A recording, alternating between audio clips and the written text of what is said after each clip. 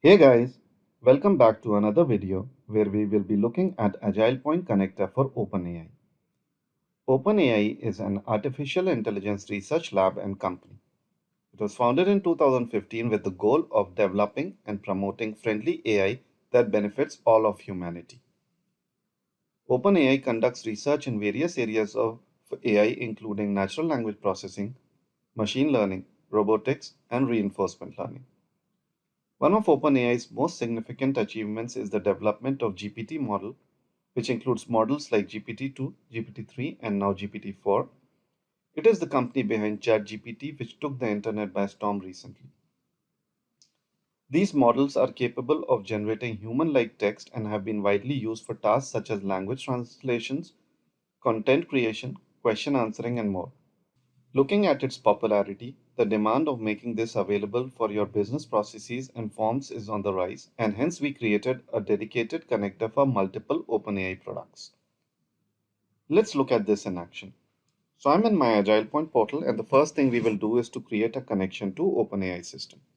For this, we can create an access token at a global level and share it across applications, or we can create one at an app level and keep it restricted to be used within the same app. In my case, I'm going to create a global level access token. So I'm going to go to Manage, App Builder, Global Access Token. Now I already have one access token created for OpenAI. I'm however going to show you how to create this from scratch. So I'm going to click on Add Token, search for OpenAI, click on it, next, give it a name, and it would ask you to enter an API key. In order to get an API key, go to OpenAI portal. Under Developers, click on Overview. It would ask you to log in. I'm already logged in this case. What you are going to do is click on your profile, click on View API Keys, and you can create a new secret key over here. You can give it a name and it would generate a key for you, which you can copy and paste in Manage Center. So we are going to go back to Manage Center, enter the API key, click Test Connection. It says connection is successful. At this point of time, you can go ahead and click Save. In my case, I've already saved it once, so I'm going to go ahead and cancel this out. Next, we are going to go to App Builder and see how to use these activities in your business process. I'm in App Builder at this point of time. I've broken down the usage of this connector into two demo scenarios. In the first demo scenario, I'm going to simulate a case where a person decides to buy a car, but he has not decided on the model or the make of the car which he wants to buy.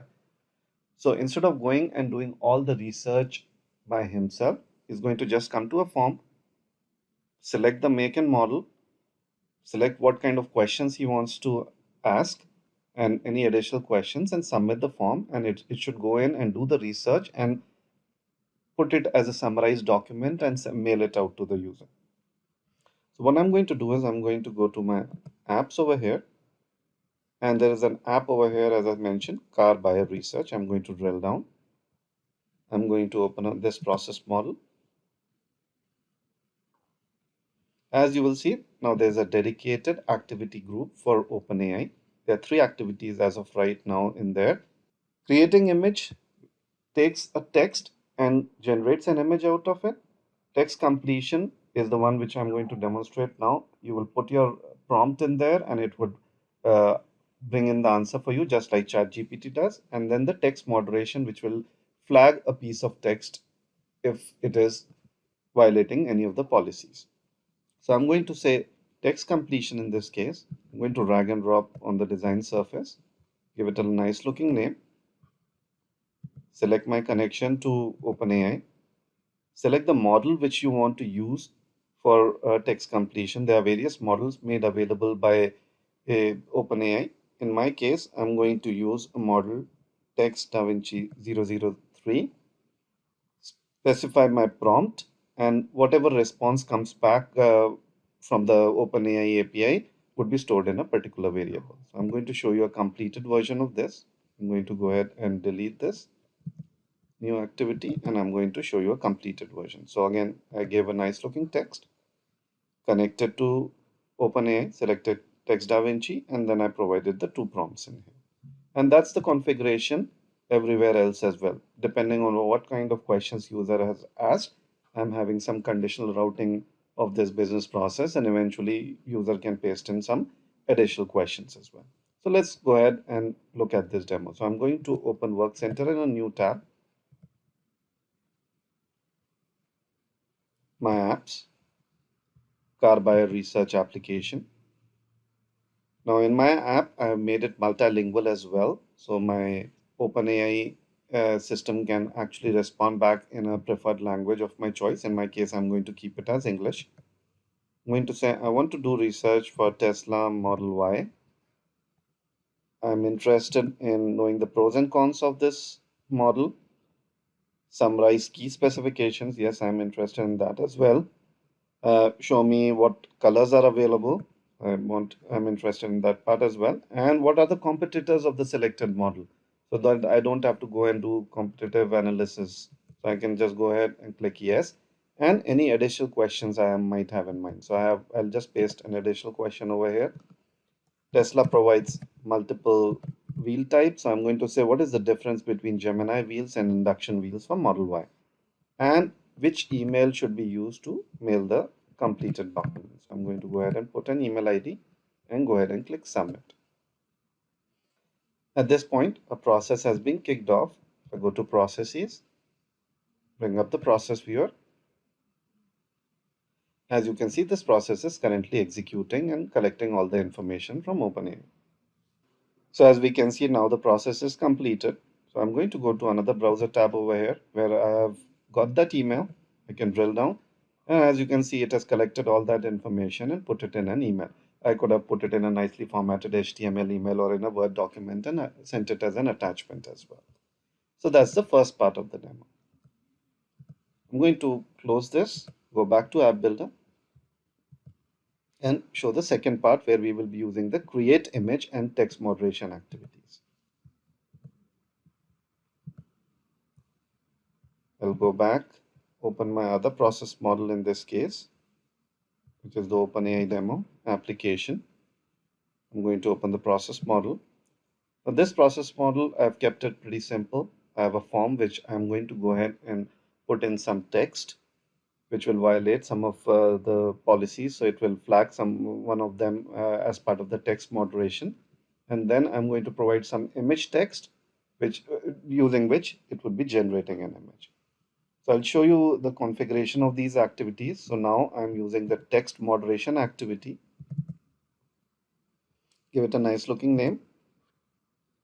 Connect to OpenAI, provide the input text, and then as the response, OpenAI has predefined categories like sexual, hate, violence, self-harm, and you can map those to the variables within your business process and track the resulting categories of the provided text.